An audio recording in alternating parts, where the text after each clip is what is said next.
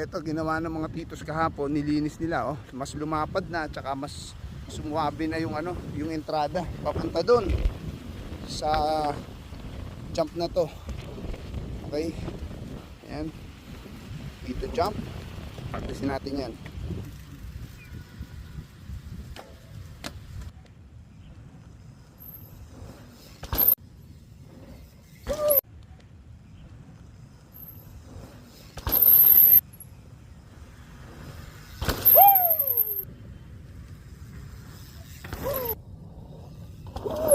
So yun na nga, na-practice na natin yung bagong jump dito sa Titas Trail. Siyempre kinakabahan, pero yun nga, lagi nating sinasabi pagka nandun na tayo sa line is commit.